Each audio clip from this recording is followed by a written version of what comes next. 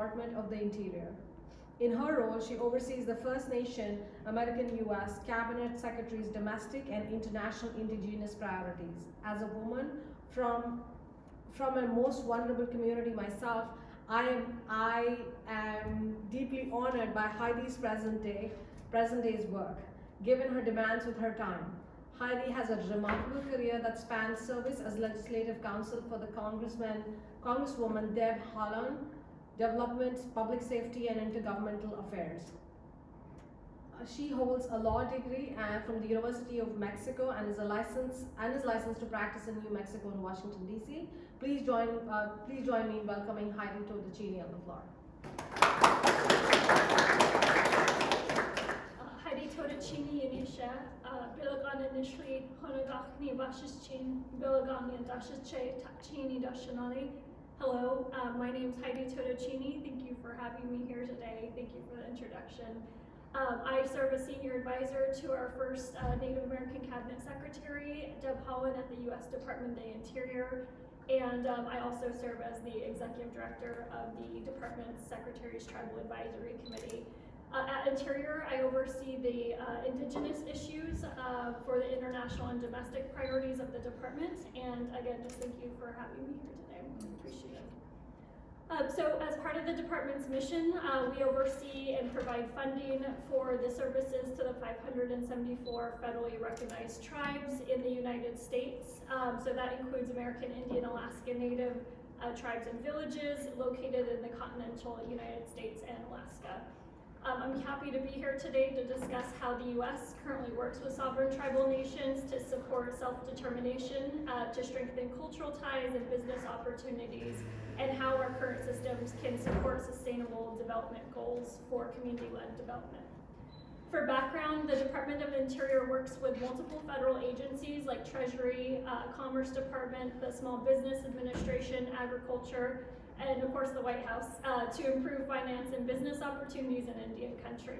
This helps support a range of policies and programs that for tribes like gaining access to capital, infrastructure development, tax incentives and implementation, federal grants, business investments, and others. Close collaboration with tribal nations ensures the United States continues to respect tribal sovereignty and tailor solutions to meet the unique needs of tribal governments and businesses. Financing in Indian country can be challenging due to lack of access of capital infrastructure, financial institutional support, and also facilitating future investment by private investors. And the crux of these issues stem from the fact that tribal lands are held in trust by the United States, making it difficult for tribes to obtain financing from banks, and it also, because it precludes land foreclosures if the borrower defaults. Tribes are also automatically at a disadvantage since they can't levy property taxes like other states and local governments due to the trust land status. U.S. Census Bureau of Statistics underscore the magnitude of tribes' lack of access to tax-based funding for basic services that states and local governments have access to. Normally, this is 41% of the local revenue, and of that, 30% of the revenue comes directly from those property taxes, which is a significant amount of funding lost to tribal governments because of the tribal trust land status. With strengthening Indigenous participation and sustainable development goals in mind, I'm going to offer a couple examples of how the U.S. currently works to promote domestic tribal economic development and investments, and hopefully we can spark some collaboration for future development for Indigenous communities internationally. During this administration, the U.S. has been working to usher in a new policy era for tribal revitalization, which requires federal agencies and private industries to understand its tribal trust and treaty responsibilities, including tribal government structures to help streamline basic ventures on reservations.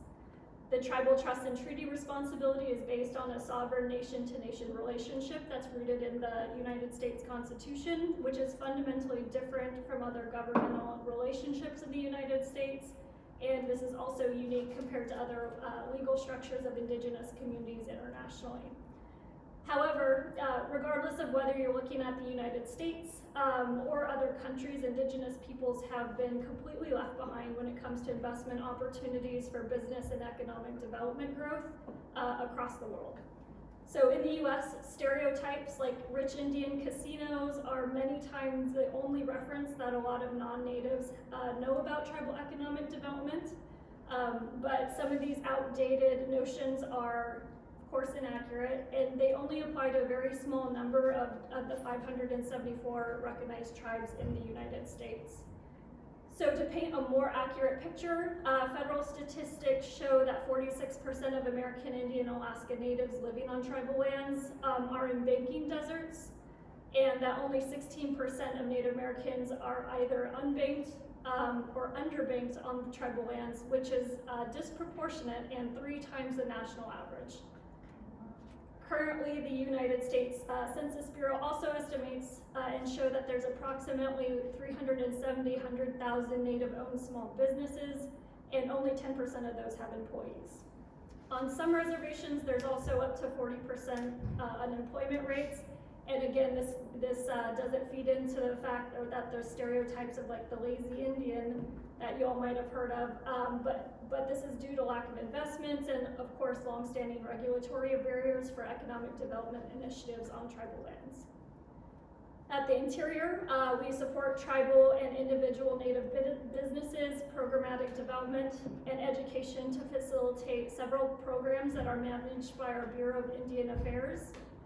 Within our BIA, we have the Office of Indian Economic Development, which serves federally recognized tribes, tribal organizations, individual businesses, Native businesses, and several other programs. And we have 6 primary grants that help fund those.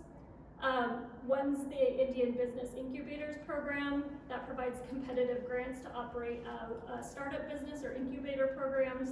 The Native American Business Development Institute that funds tribal business feasibility studies to evaluate project risks, tribal tourism grant programs, National Tribal Broadband Program, and then also we have the Indian Loan Guarantee and Insurance Program, which helps tribes and individuals to overcome barriers to conventional financing and secure reasonable interest rates by reducing lenders' risk by US-backed loans.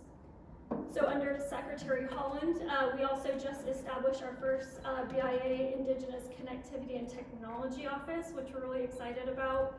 And that helps provide technical assistance and interagency collaboration for new wireless economic development opportunities, like spectrum ownership for tribal telecoms ventures and leasing opportunities, kind of similar to what the Maori have done in New Zealand. This new office also supports tribal deployment of electric vehicles and new technology ventures like self-governance initiatives over LiDAR services, which will help map out the geographic changes due to climate change that we're now seeing. And separately, there's other ways that the United States supports tribal economic development through interagency collaboration. One is through the Biden-Harris administration's Access to Capital in Indian Country initiative. This is a multi-agency strategy to improve awareness of and access to the utilization of federal funding resources for tribes, and then also tribal enterprises and Native entrepreneurs. This was launched in 2022 by working with several agencies, including the Small Business Administration, Agriculture, Energy, Commerce, and Treasury, and OMB at the White House to bring opportunities to tribal nations. And it does this by raising awareness, by summarizing all the federal loan and financing programs that are currently available to tribes. Since that didn't exist previously, they were scattered amongst all the federal agencies, which can be difficult to track down. Ensuring access by identifying barriers to capital and summarizing policy and regulatory and statutory solutions to increase access to financing programs. It also increased utilization of federal capital programs by setting metric improving the utilization rate of existing federal programs. And because the federal government is the largest purchaser of goods and services in the U.S., we also utilize the Buy Indian Act at Interior, and that's to set aside procurement contracts for Native-owned businesses. So we found that procurement is a powerful tool to advance equity and building wealth in underprivileged communities. And President Biden strengthened the implementation of the Buy Indian Act this administration to support tribal sovereignty and, of course, economic self-determination. This is being accomplished currently at our department through through utilization rates at federal agencies, and this results in hundreds of millions of dollars being spent in Indian country, and also helps advance the president's effort to increase 50% government-wide contract funding distributions to small disadvantaged businesses by 2025. Tongue twister there. Further, Interior has also established a new Office of Strategic Partnerships as another example of our tribal economic development and how philanthropy can work together to support tribally led initiatives. We call it PPP. This is one of our biggest initiatives recently, and so this new office sets up collaborative efforts with philanthropic and other nonprofit organizations to include other agencies to help create sustainable bonds with philanthropy, nonprofit organizations, and other private businesses to advance education and economic development initiatives by helping make those connections into avenues where Indian country really hasn't seen profits from philanthropic organizations previously. It also brings awareness to the unique status of tribal communities as these programs continue to develop in the philanthropic community. And so we're seeing that this education is critical because many times external businesses or investors who want to work in Indian country, they lack just basic information or knowledge of tribal governments and some of the systematic barriers that exist. And so that's causing significant delays and then of course loss of time and funding to get projects stood up. So we're just seeing that as an initial step. This information is really helpful just to get folks started off on the right path. We also have a couple other memorandums of understanding with the American Sustainable Business Network for tribally led community-based initiatives, enterprise community partners to increase affordable housing and home ownership. And then we also have an MOU with the Native CDFI network to increase financial resources and leverage opportunities for new entrepreneurs. We also support the construction and maintenance of critical infrastructure on tribal land through a program called 105L leasing. And so this allows tribes to operate under our existing federal self-government compacts that exist at Interior and other agencies like HHS, so tribes can run their own social services, and allows them to enter into lease agreements for their own, for tribally owned facilities. So that helps out to reimburse tribes for maintenance costs, construction costs, and then also helps them meet the full cost of the program for the services that they run through those buildings. We provide tribes with technical assistance solutions to establish these leases, and they're, of course, part of our commitment to making sure tribes are in the driver's seat when it comes to economic development initiatives and making sure infrastructure is sustainable on tribal lands. And lastly, but most importantly, especially considering this conversation or hearings focused on increasing government solutions or collaborative solutions, is our tribal consultation policies and efforts that we put at the forefront of all the programs that we run at Interior. And it was also one of President Biden's first initiatives when he got into office. He affirmed his commitment to the United States tribal consultation policies in 2021 under the Presidential Memorandum, Tribal Consultation and Strengthening Nation-to-Nation Relationships.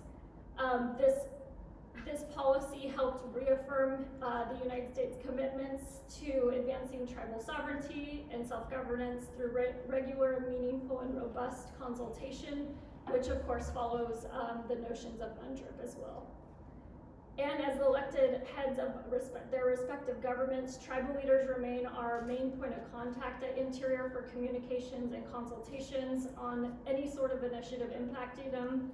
And I just want to encourage folks to also help facilitate that in this arena as well. We also have worked to assist the United States to expand tribes' access to financial resources and external partnerships for economic development opportunities across the board on several other avenues that I will not go into today. But just to kind of close this out and give you an idea of some of the work that we do with our other federal agencies, we work with the Small Business Administration to make sure that the loan guarantee programs that help provide up to 90% of loans supporting our current international trade are also expanded out to tribal governments through tribal set-asides, and that is also being done through tribal consultation as well. And so we've seen that the Small Business Administration backed loans that have been given to Native entrepreneurs have nearly doubled between 2020 and 2023 to $278 million. And they've added 3 new Native American owned banks and Native Community Development Financial Institutions, which we now total 13, which is exciting. But there's still issues that we're starting to see. There's tribes in the Northwest who've signed treaties in the 1800s to carry out traditional fishing rights in exchange for their lands, and that has made them tax exempt from federal taxes.